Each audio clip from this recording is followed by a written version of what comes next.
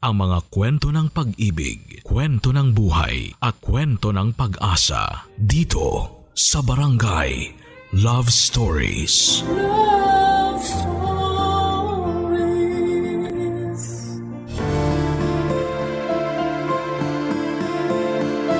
Meron nga ako nang wala ang iba.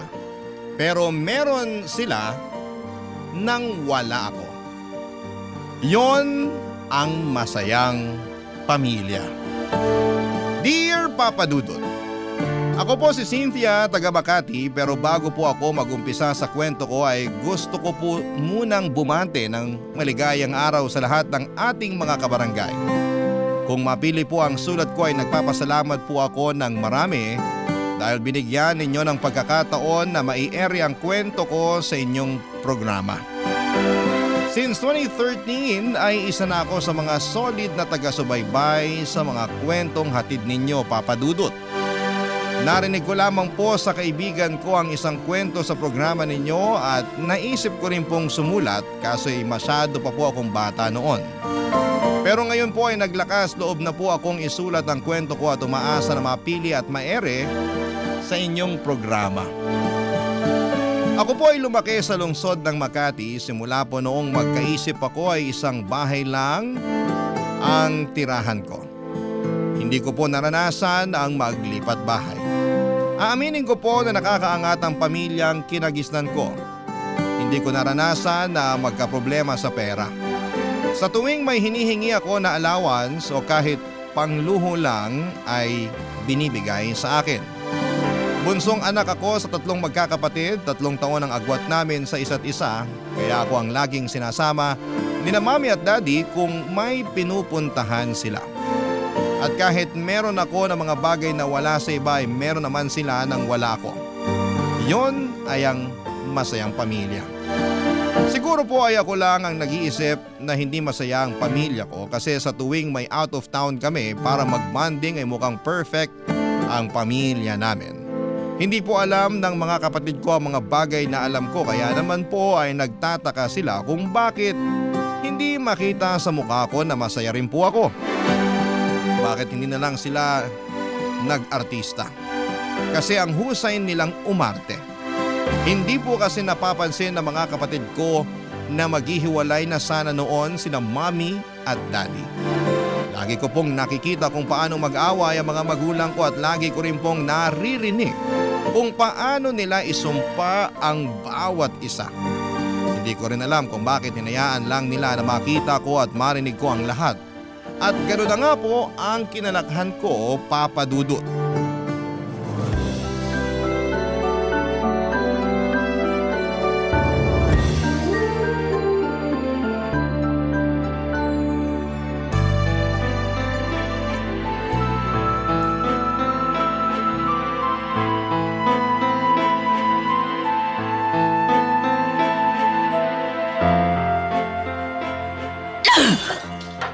Joaquin!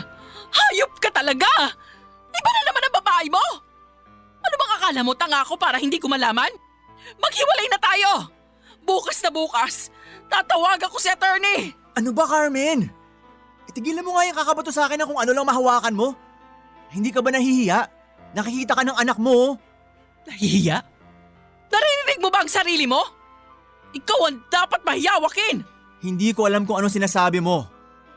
Matulog ka na at marami nang nainom mo. Bukas tayo mag-usap, honey. Paano mo nagagawang tawagin akong honey sa kabila ng lahat ng ginawa mong panluloko sa akin? Napakababoy mo! Kaya hindi na ako magtataka kung isang araw may magpakilala dito sa bahay at sasabihing anak mo siya. Carmen, tumigil ka na. Naririnig ka ni Cynthia. Maawa ka naman sa anak mo. Maawa? Dapat sa sarili mo yan sinasabi. Matulog ka na, anak. Huwag mong pakinggan ng mami mo. Bakit? Ayaw mong malaman ng anak mo ang totoo? Stop, Carmen! Please stop! Baby, huwag ka maniwala sa sinasabi ng mami mo, ha? Lasing lang si mami. Baby, nakita mo si daddy kanina sa hotel, di ba? May kasama siyang babaeng pumasok sa elevator. Opo. Ano yung tinatanong mo sa akin kanina, anak? Si daddy mo yung sasagot nun. Sino po yun, Daddy? Bakit po siya nakahawak sa'yo? Friend ni Daddy yun, anak. Bakit po nagagalit si Mami? Bakit po kayo nag-aaway? Iiwan mo na ba kami, Daddy? Bakit mo ba nasasabi ang mga yan? Siyempre hindi kayo iiwan ni Daddy. Love kayo ni Daddy. Pero maghihiwalay na kayo ni Mami.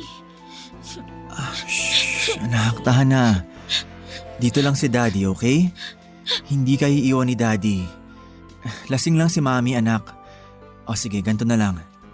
Humiga ka na sa kama at mag-uusap lang kami ni Mami. After namin mag-usap, kakantahan ka namin ni Mami hanggang makatulog ka. Okay ba yon? Opo. Okay. Punta ka na sa room mo. I love you, sweetie. I love you, Daddy.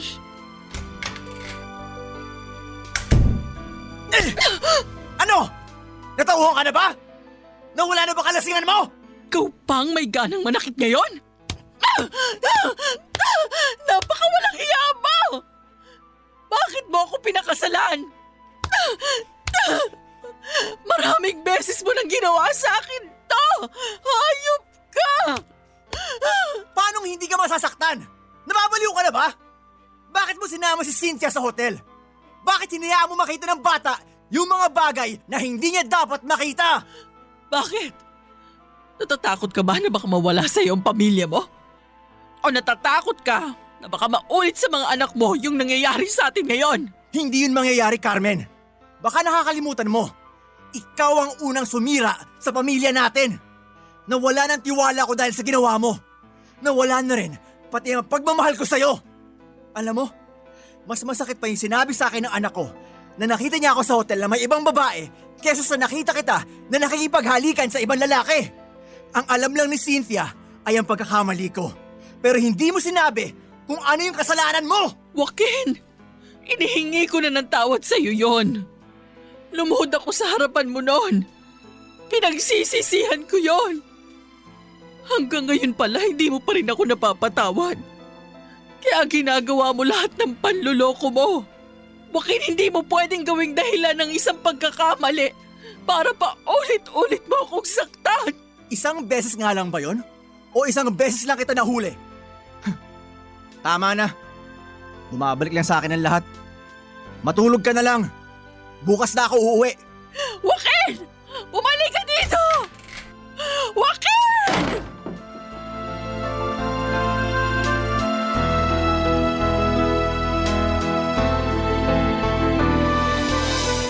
Hindi pa po ako nakakapasok ng kwarto ko noong narinig ko ang pagsampal ni Daddy kay Mami. Narinig ko po lahat ng pinag-usapan nila noong gabing yon at sobrang takot na takot po ako noon na baka tuluyan na kaming iwanan ni Daddy kaya hindi na po ako makagalaw at umiyak na lamang po ako ng umiyak ng gabing yon. Buti na lamang po at hindi tinuloy ni Mami ang pakikipaghiwalay niya kay Daddy. Hindi rin po ginawa ni Daddy ang sinabi niya sa akin na kakantahan pa daw po nila ako hanggang makatulog ako. Umalis si Daddy noong gabing yon at malamang po ay doon siya dumiretso sa babae niya. Simula po noon ay lagi ko lang binabantayan ang mga kilos nila. Kaya naman po sa tuwing mag-aaway sila ay lagi kong naririnig. Iniisip ko kasi noon na baka mapigilan ko si Daddy na sumama sa babae niya. Lagi ko pong inaantay si Daddy na umuwi pag gabi, kaya naman po ay lagi rin akong napupuyat pero lagi rin po akong nakakatulog dahil halos magliliwanag na kung umuwi si Daddy. At tulog na rin po siya sa tuwing pupuntahan ko sa kwarto. Simula nung marinig kong mag-away sila Mami at Daddy ay feeling ko po ay iniiwasan na ako ni Daddy. Hindi ko pa rin po alam kung bakit nagbago si Daddy Papa Dudut. Kaya naman nag-focus na lamang ako sa pag-aaral.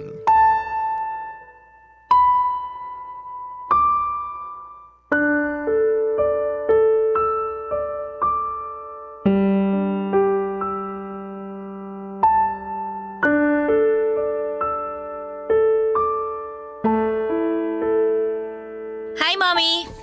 Saan ka galing? Ba't late ka nang uwi? Nag-practice po kasi kami. May laban po kasi kami sa school. Sigurado ka ba na tungkol lang yan sa school? Opo, sinabi ko na po sa inyo ni Daddy last month pa. Nakalimutan niyo na po? Okay lang, sanay na naman po ako. Marami lang akong iniisip kaya nakalimutan ko. Pero hindi ibig sabihin nun na hindi kita binibigyan ng importansya.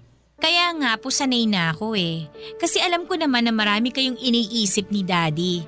Sa dami nga po ng iniisip nyo, laging 2 days after ng birthday ko doon nyo lang ako babatiin. Kaya bakit naman po ako aasa na maaalala nyo yung laban ko sa school? Hindi rin naman po ako mag-expect na maaalala nyo yung mismong araw na yon. Sige, susubukan kong pumunta sa araw na yon. Sabihin ko sa daddy mo. Ay, wag na ho. Masasaktan lang ako kung aasa ko na dadating kayo. Huwag kayong mag-alala, sanay na naman po ako eh. Dadagdag lang ako sa isipin ninyo. Bakit, Cynthia? Para sa inyo din naman kung bakit kailangan namin gawin ang mga bagay na to. Para sa amin? O para sa sarili nyo? Kasi sa totoo lang, mas kailangan ko kayo kesa dyan sa sinasabi nyo na ginagawa nyo para sa amin. Sobrang tagal na ang nilaan ninyo para sa trabaho nyo. Hindi pa ba sapat yung meron kayo? Kailan ka pa natuto sumagot ng ganyan? Tama na, Joaquin. Anak, siguro magpahinga ka na lang muna sa kwarto mo. Sige na, umakit ka na. Bakit mo pinaalis? Kaya nagiging bastos yung batang yan eh. Pwede naman natin kausapin sa susunod. Sigurado pagod na siya. Yan! Diyan ka magaling! I-tolerate yung bata kahit mali na yung ginagawa. Hindi ko kinukonsinte, Joaquin. Iniintindi ko lang. Kahit anong mangyari, anak ko pa rin siya. Alam kong hindi na natin nabibigay yung atensyon na kailangan niya. Kaya niya nasabi yun. Sige, ikaw ang kumausap sa anak mo. Total magaling kang nanay eh. Alam mo lahat? Hindi ba kayo nagsasawang mag-away? Lagi-lagi na lang eh. Bakit ba pag ako lang yung kaharap nyo, pinapakita nyo palagi ang ugali ninyo? Pero bakit pag kay ate at kay kuya, hindi naman kayo ganyan? Bakit nakikinig ka pa sa usapan namin? Di ba pinakyat ka na? Joaquin, hayaan mo na siyang magpahinga. Ano ka ba naman? Hindi pa nga ho ako nakakasampung hakbang, nag-aaway na kayo. Kasalanan ko ba kung marinig ko kayo? Anak, tama na. Lagi kayo sumisigaw. Pwede ba kahit minsan pakinggan nyo naman ako? Aalis na ako. Ayoko malaman-laman ulit na nakikinig ka sa usapan ng matatanda o makikipag-usap ka ng wala sa ayos. Honey! Anak, sana hindi ka na lang sumagot para hindi ka na napagalitan. Okay lang. Sanay na naman akong lagi niyang pinapagalitan eh. Wala naman hong bago. Yung sinabi ko kanina na lalaban ako sa school. Narinig kaya niya yon? Sa tingin ko hindi eh. Kasi wala namang mali doon. Yung mali ko lang naman kasi ang napapansin niyo.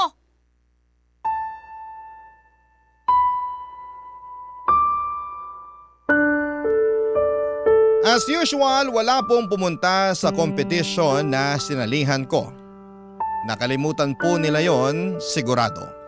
Napuno na ng galit ang puso ko ng mga panahong yon, Papa Dudut. Sana'y hindi na lamang rin nila pinaalam sa akin. Tulad sa mga kapatid ko. Gustong gusto kong itanong sa kanila kung bakit parang walang ako kung mag-away sila sa harapan ko.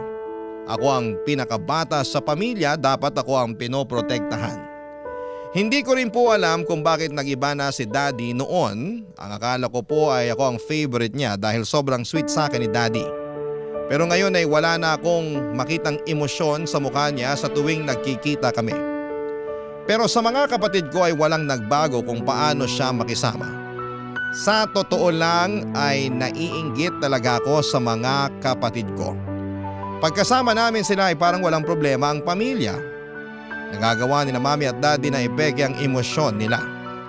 Minsan nga po, Papa Dudut, ay iniisip ko na baka naman hindi talaga ako anak ni Daddy. Baka anak ako sa naging lalaki ni Mami, Papa Dudut. Barangay Love Stories. Barangay Love Stories. Madalas na akong ikumpara ni Daddy sa mga kapatid ko. Kaya naman mas gusto ko pa na gumimik kasama ang barkada. Lagi masaya sa barkada, tatawa lamang ng tatawa, walang problema.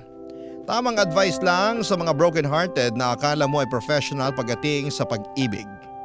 Nagkaroon na ako ng boyfriend pero hindi ko naman po sineryoso.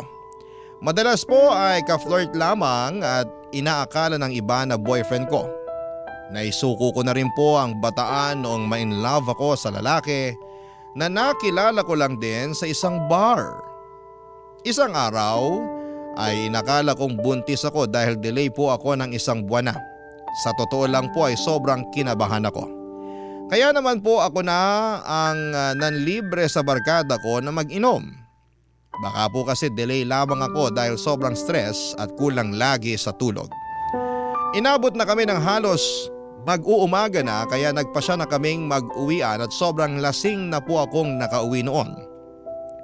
Hindi po ito ang unang beses na ginawa ko yon kaya naman galit na galit sa akin si Daddy, Papa Dudut.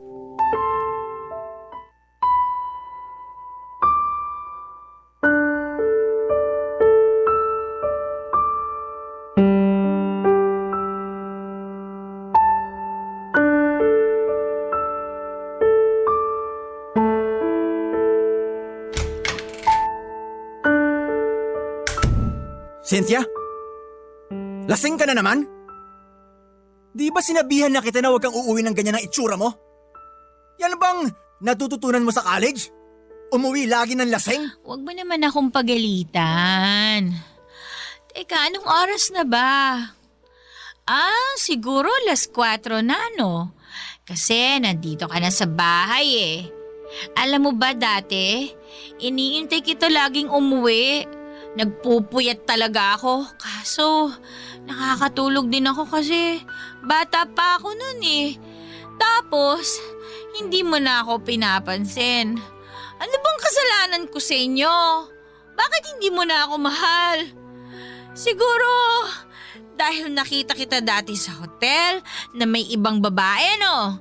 Siguro nga. Yun nga yun, no? Siguro yun ang dahilan. Stop talking nonsense, Cynthia. Lasing ka. Bukas tayo mag-usap. Yan! Ganyan yung sinabi mo nun kay Mami eh. Ganyan yun eh. Natatandaan ko pa yun. Alam mo ba na inantay kita nun?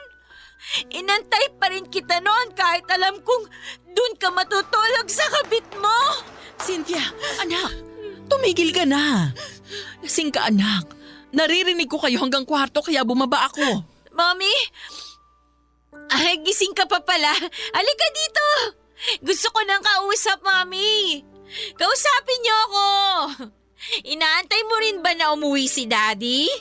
Hindi yun dadating. Matulog ka na rin.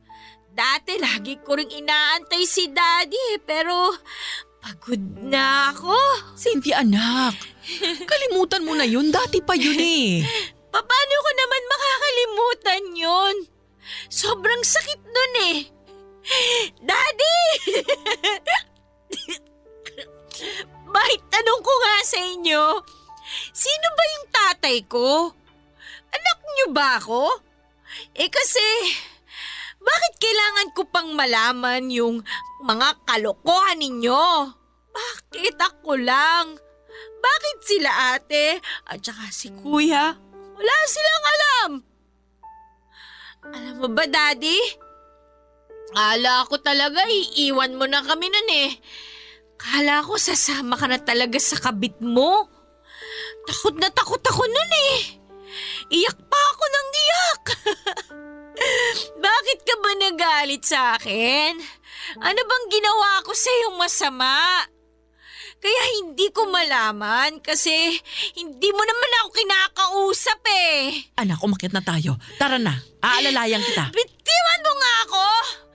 Ikaw! Ikaw ang may kasalanan ng lahat ng to! Ikaw ang unang nagloko! Naglandi ka! Siguro, anak mo ako sa ibang lalaki, no? Kaya hindi na ako pinapansin ni Daddy. Kasi alam na niya ang totoo na hindi niya talaga ako anak. Malandi ka! Ikaw talaga yung unang nagloko, di ba? Kaya nagkakaganyan si Daddy dahil sa'yo. Malandi ka kasi. Nahuli ka ni Daddy na nakikipaghalikan sa ibang lalaki. Baboy mo! Ikaw ang may kasalanan ng lahat ng to! Huwag mong pagsasalitaan ng ganyan ng mami mo! Oo! Anak ka sa ibang lalaki! Hindi ako ang totoo mong ama! What? So, tama pala yung inisip ko? Hindi mo ako totoong anak. Eh, sino yung tatay ko? Ba't pa ako nandito, ha? O ikaw, malandi ka! Sino ba talaga ako? Bunga pala talaga ako ng kalandian mo eh! Napakawalang kwenta mong ina! Sana, pinalaglag mo na lang ako nung nasa tiyan mo pa ako! Wala kang utang na loob! Anak! Cynthia! Joaquin, bakit mo ba ginawa yun? Tumawag ka ng ambulansya. Lasing lang siya, sana hindi mo na pinatulan. Nakita mo na kung anong resulta ng mga ginawa mo nun? Eto na yun, Carmen! Hindi mo dinisiplina ang sarili mong anak. Wala sa dalawang anak natin ang gumanyan sa'yo. Pero nangako ka na itatago natin yun sa kanya. Ikaw na ang kinilala niyang ama, Joaquin. Pero sumusobra na siya! Hindi mo ba kami sasamahan sa ospital? Hindi. Tawagan mo na lang ako kung magka-problema. Yun naman po pala ang dahilan, Papa Dudut. Hindi talaga ako tunay na anak ni Daddy. Ngayon po ay alam ko na kung bakit ganon si Daddy sa akin. Kung bakit iba ang trato niya sa akin kumpara sa dalawa kong kapatid. Hindi pala niya ako tunay na anak. Pero bakit naging sweet pa siya sa akin noon? Sana ay hindi na lamang niya ako pinakitaan ng ganong bagay. Siguro ay sinubukan niya na tanggapin ako bilang tunay na anak niya pero hindi niya talaga kaya. Paglabas ko po sa ospital ay nagpahinga lamang po ako ng ilang araw sa bahay at sumama na ulit ako sa gimmick ng barkada. Pero hindi na po kasing saya tulad ng dati. Na pag-usapan namin ng kabarkada ko na magbukas magbubukas na raw yung business niya. Nagpa siya po akong maglayas noon sa bahay namin, dala ang kaunting ipon ko at nakiusap kung pwede na ipasok ako ng kabarkada ko sa computer shop niya. Hindi ko na rin po ipinagpatuloy pa ang pag-aaral ko. Wala naman po akong alam pa noon na pwedeng maging source of income ko noong lumayas ako. Kaya naman pinatos ko na ang pagbabantay ng computer shop. Si Mami naman po ay patuloy ang pangungulit sa akin na umuwi na raw ako. Naawa ako sa sitwasyon ni Mami pero mas nakakaawa naman ako kung titira pa rin ako sa bahay kung saan ay sampid lamang ako, Papa Dudut.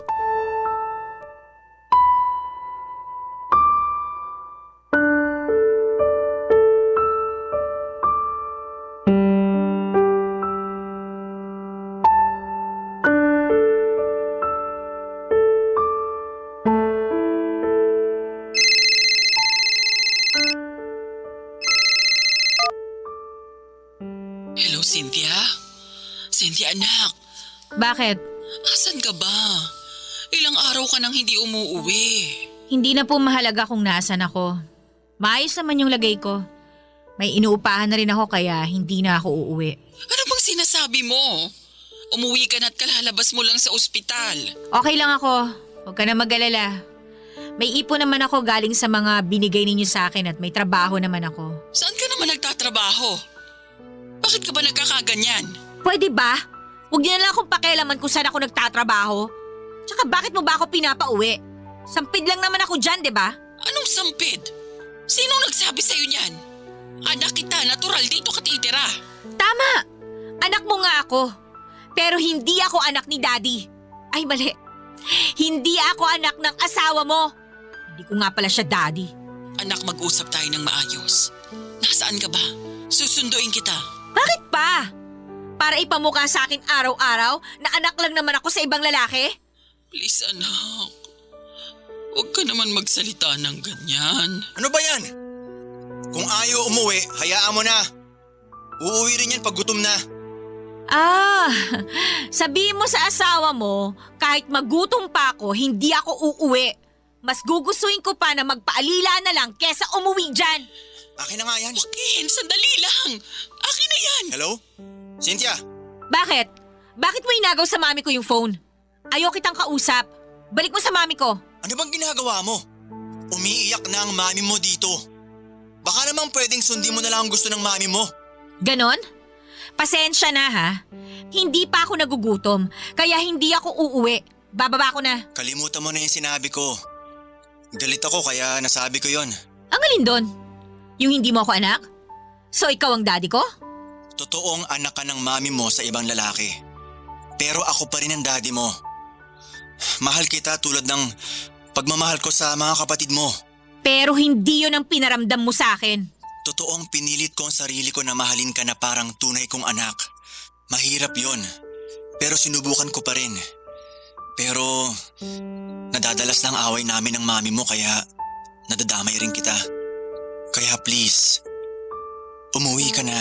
Hindi ko naman pagkakamali yung ginawa ni mami sa'yo eh. Hindi na ako uuwi. Ilang beses kong sinubukan na kausapin ka dati. Pero lagi kang walang time. Pasensya na, pero wala na rin akong time. Bye. Hindi po talaga ako umuwi, Papa Dudut. Pinanindigan ko ang pagre-rebelde ko.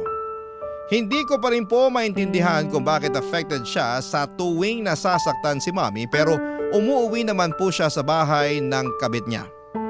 Bakit pa kasi ako isinilang ni Mami? Sana ay pinalaglag na lamang ako kung ganito lang din naman pala ang magiging buhay ko. Sa totoo lang ay hindi ako sanay sa buhay na pinili ko. Hindi po ako sanay, Papa Dudut, matulog sa maliit na kutsyon at electric fan lamang. Mainit at malamok, pumayat din ako ng husto dahil sobrang nahihirapan ako. Parang gusto ko na nga lang umuwi noon sa bahay namin kaso baka sabihin lang ulit na nagugutom na ako. Kaya umuwi na ako sa amin. Barangay Love Stories. Barangay Love Stories. Papa Dudut, hindi ko pa rin ibinaba ang pride ko kahit na sinabi ni Daddy ang rason niya. Hindi yon sapat na dahilan para sa akin. Ayoko na rin munang magkaroon ng ugnayan sa kanila, total ay yun din naman ang pinaramdam nila noong doon pa ako nakatira. Meron pong madalas na pumunta sa computer shop noon si Billy. Gwapo ito at maganda ang katawan. Lagi siyang naglalaro sa parehong pwesto kung saan ay malapit po sa akin. Hanggang sa naging friends na nga po kami at mabilis lang na nahulog ang loob ko sa ipinakita niya sa akin at dagdag ang pisikal nitong itsura na nagpakilig sa akin. Nakilala ko na rin ang ibang mga friends niya pag lumalabas kami tuwing wala kaming trabaho. Isa po siyang barista sa isang coffee shop. Meron na rin pong nangyayari sa amin kahit na wala naman talaga kaming relasyon. Paglipas ng isang buwan po ay may napapansin ako na iba sa sarili ko. May mga pagkain akong kakainin at bigla na lamang susuka at sobrang gutom na gutom ako palagi. Kinutuban na ako kaya po gumamit ako ng PT at halos gumuho ang mundo ko nang nag-positive po ang PT, Papa Dudut. Nag-iyak po ako sa tuwing iniisip kong magpalaglag. Hindi ko po kasi kaya naman nag-decide ako na buhayin ang bata. Isang buwan na rin pong hindi nagpapakita sa akin si Billy at hindi ko po alam kung ano ang dahilan niya kung bakit bigla na lamang siyang hindi nagparamdam sa akin. Kaya nagtanong po ako sa mga common friends namin para mahanap at makausap ko siya. At sa wakas ay nakausap ko rin siya, Papa Dudut.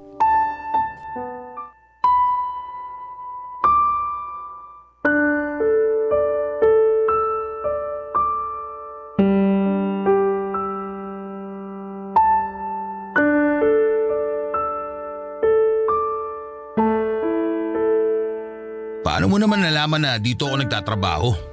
Hindi ko naman yung sinabi sa'yo ah. Nagtanong-tanong ako. Lunch break mo naman. Gusto sana kita makausap. Oo, lunch break ko nga. Tungkol saan naman? Bakit hindi ka na pumupunta sa computer shop? Bakit bigla ka na lang hindi nagpakita sa akin ng isang buwan? Kailangan ko ba magsabi sa'yo? Wala naman tayong relasyon ah. Oo, wala tayong relasyon. Pero may nangyayari sa atin. Oo nga, bakit? Big deal ba yun sa'yo? Normal na lang naman yung sa panahon ngayon. Hindi ko alam kung anong mararamdaman ko. Grabe ka? Alam mo ba kung anong pinagdadaanan ko? Ano ba kasi gusto mong sabihin? Pwede ba bilisan na natin tong usapan na to? Buntis ako. Ilang buwan? Isang buwan pa lang ang nakakalipas nung huling may nangyari sa atin, Billy. May bala ka bang ipaako sa akin ng batang yan? Kaya hinahanap mo ako? Ipaako? Ikaw ang tatay nito, Billy! Ako? Paano mo naman nalaman na ako? Hindi ka naman virgin o may nangyari sa atin. Malay ko ba kung may sumalisi sa'yo? Kaya paano ako maniniwala na ako ang ama niyan? At may girlfriend ako, hoy. Kaya hindi pwede ang gusto mo. Ang kapal naman ng mukha mo! Kung iniisip mo na ipipilit ko sa'yo ang batang to, pwes nagkakamali ka! Hindi nga ako perfect. Hindi nga ikaw ang unang nakatabi ko sa kama. Hindi ko naman dinideny yun eh. Hindi nga ako matino at malinis na babae. Tama ka! Pero kaya kong panindigan ang bunga ng kalokohan ko. Kaya kung ikukumpara sa'yo, mas basura ka sa akin. Wala kang kwenta! Aray! Cynthia, Daddy? bakit ka umiiyak? Wala to. Bakit nandito ka? Kasama ko sina Tita Emily mo at Miko. Pinauna ko sila dito sa loob kasi may kinakausap ako sa phone. Kakatapos lang din namin mag-lunch. Alis na ako. Cynthia, wait! Cynthia, anak, saglit lang. Hindi mo ako totoong anak! Please, patawarin mo ko sa mga sinabi ko noon. Pero minahal kita na parang totoo kong anak. Pero ako yung bunga ng pagtataksil sa'yo ni Mami, di ba? Oo, nagpadala ko sa emosyon ko noon pero gusto kong bumawi sa'yo. Ang tagal na panahon kong gustong makausap ka. Gusto kong itanong kung bakit bigla ka na lang nagalit sa akin. I'm sorry, anak. Sana hayaan mo naman makabawi ako sa'yo at sa mami mo. Si Emily, siya yung kabit mo, di ba? Yung kasama niya. Anak niyo ba yon? Oo, Paano ka babawi kung kinakasama mo yung kabit mo? ginagawa ko lang to para kay Miko. Kailangan pa rin niya ako. Eh ako, kailangan rin naman kita nun eh. Wala nga pala akong karapatan na magalit dahil hindi mo naman ako anak. At wala rin akong karapatan na magtampo. Patawarin mo ako sa nagawa ko, anak. Anak, parang namumutla ka. May sakit ka ba? Wala po to, okay lang ako. Anak, gising! Gising, Cynthia! Nawalan nga po ako ng malay noon, Papa Dudut. Hindi ko na po alam ang mga sumunod na nangyari basta ang kwento po sa akin ni Mami si Daddy daw po ang nagatid sa akin sa ospital. Hindi ko rin po alam kung anong nangyari sa kabit noon ni Daddy nung hinatid niya ako. Pinanindigan din po talaga ni Billy ang sinabi niya na hindi sa kanya ang bata. Hindi ko na rin po ipinilit ang bata sa kanya at kakayanin ko ang buhayin ng batang nasa sinapupunan ko hanggat nabubuhay ako. Ibibigay ko po ang buong lakas ko at pagmamahal ko para sa magiging anak ko at kakayanin ko pong maging tatay at nanay, Papa Dudut. Hindi na rin po ako nagulat kung alam nila na buntis ako. Sa ospital po ako diniretso ni Daddy noon dahil akala ni Daddy ay may sakit ako dahil ang putla ko daw noong magkita kami sa coffee shop. Kaya naman po nalaman nila sa doktor na ako po ay nagdadalang tao.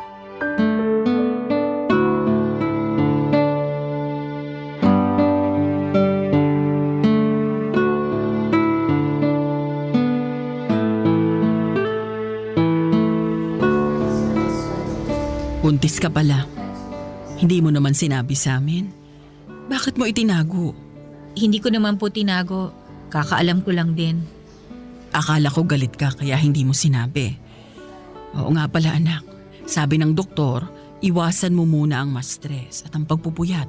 Hindi makakabuti sa'yo at sa baby mo. Kaya andito kami para maging maayos ng lahat. Gusto naming humingi ng tawad sa'yo. Pasensya na kung sinama kita noon sa hotel. Nagpumilit ka kasi noon na sumama sa akin. Pero wala akong balak na ipaalam sa'yo na hinuhuli ko noon ng daddy mo. Pasensya na rin kung hindi ko napigilan ang sarili ko nung gabing yun. At narinig mo rin ang pag-aaway namin ng daddy mo. Hindi ko alam na dadalhin mo yun hanggang sa pagtanda mo. Pasensya ka na kung nadamay ka pa. Hindi sana nangyari sa'yo ito. Wala naman po akong magagawa eh. Nangyari na po. Tsaka wala naman akong pinagsisisihan sa nangyari sa akin. Alam kong sobrang galit mo sa akin. Ang totoo, Alam na mga kapatid mo ang lahat na pinagdadaanan namin ng mami mo. Alam din nila ang tungkol sa'yo. Paanong alam? Alam nila na may kabit ka?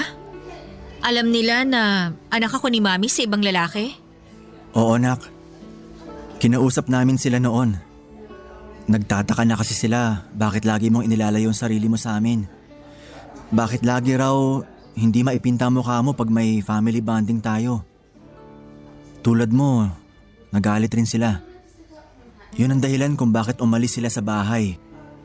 Kung bakit mas pinili nila ang bumukod. Gusto ka talaga naming protektahan. Pero nagpatalo ako sa nakaraan. Pilit naming tinago sa'yo ng mga kapatid mo. Para hindi ka na mag-isip. Mukha bang hindi ako nag-isip? Kaya nga andito kami. Gusto naming humingi ng tawad sa'yo. Sa totoo lang, sinubukan namin ng daddy mo na bumalik sa dati. Pinilit namin na ituwid ka. Pero ang hirap mo nang disiplinahin. Hindi ka na tulad nung bata ka pa. Isang sabi lang susunod ka kaagad. Sa tingin mo ba maayos at may babalik pa to sa dati? Alam mo ba na may anak si daddy sa ibang babae? Alam ko. Nasaktan ako, oo. Humingi siya ng tawad dun sa akin. Pinatawad ko na rin ang daddy mo. Matanda na kami para magtanim pa ng sama ng loob, anak. Pero bakit ang saya-saya nyo pag dumadating sina ate at kuya? Ginawa namin yun para sa'yo, Cynthia. Pinakita namin sa'yo na masaya kami para isipin mo, masaya pa rin ang pamilya mo. Na pwede pang bumalik sa dati ang lahat. Ginawa namin yun lahat para sa'yo, anak. Pero pilit mo ring inilalayo ang sarili mo sa amin. Nagre-rebelde ka pa rin. Pero bakit ngayon nyo lang sinabi sa akin yan? Nahirapan na akong kausapin ka. Hindi ko na magawang lumapit sa'yo kasi alam kong galit na galit ka sa akin. Daddy, ilang beses kitang sinubukang lapitan nung bata pa ako. Lagi ko iniisip na baka hindi mo na ako mahal. Oo, sobrang galit ako sa'yo. Hindi ko naisip na ganyan pala ang nararamdaman mo. Akala ko dati umaarte lang kayo ni Mami na masaya pag nandiyan sina ate at kuya. Hindi ko alam na ginagawa niyo pala yung lahat para sa akin. Sorry kung pinanghihinaan kami ng loob. Nahihiya kami sa'yo kasi ikaw yung baby namin eh. Pero ngayon magkaka-baby ka na rin. Oo nga pala. Late ko na to naisip. Sino ba yung kausap mo nun sa coffee shop?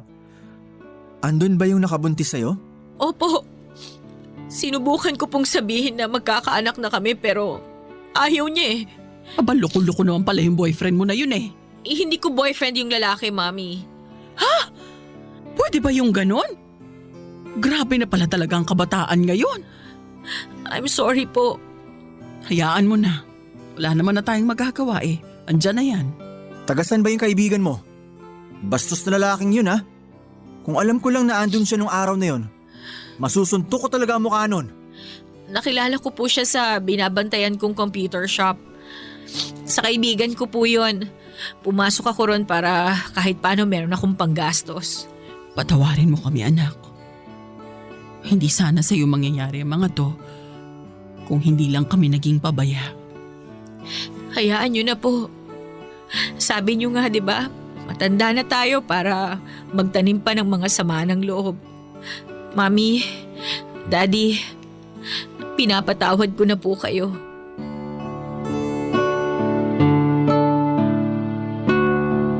Nakalabas din po agad ako noon sa ospital, Papa Dudut. Feeling ko po ay bumalik ako sa pagkabata at nakakatuwa dahil sinusubukan talaga nila na puna ng mga taon na nagkulang sila bilang magulang.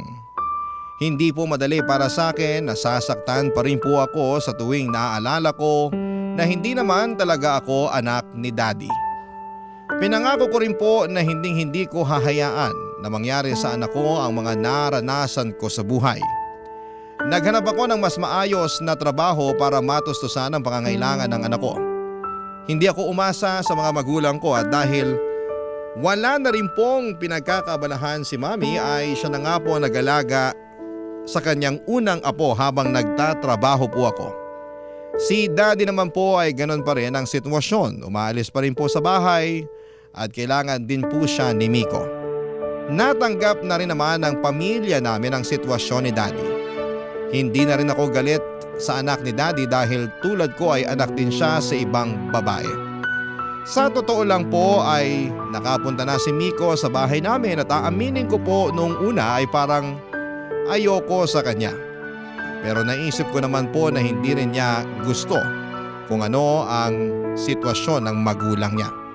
Kaya naman pinilit ko na rin pong tanggapin siya. Si Kuya po ang lagi niyang kasama dahil gustong gusto talaga ni Kuya ang magkaroon ng kapatid na lalaki. Yan po ang kwento ng aking buhay at ng aking pamilya. Maraming salamat po sa pakikinig ng aking sariling istorya. Salamat din po sa inyong programa na walang sawa na sinusubaybayan ko araw-araw. Sana po ay may natutunan kayong aral, lalo na sa mga magulang at magiging magulang balang araw. Ang lahat ng bagay ay pwedeng pag-usapan ng maayos basta marunong humingi ng tawad at magpatawad. Sa mga kabarangay, ang pamilya ang pinakaunang pinoprotektahan bago ang ibang bagay. Dahil sa loob dapat ng pamilya ang unang pagmamahal na mararanasan ng mga bata. Maraming salamat po sa inyo, Papa Dudut. Ang inyong kapuso at kabarangay forever, Cynthia. Anong say mo sa Barangay Love Stories na ito?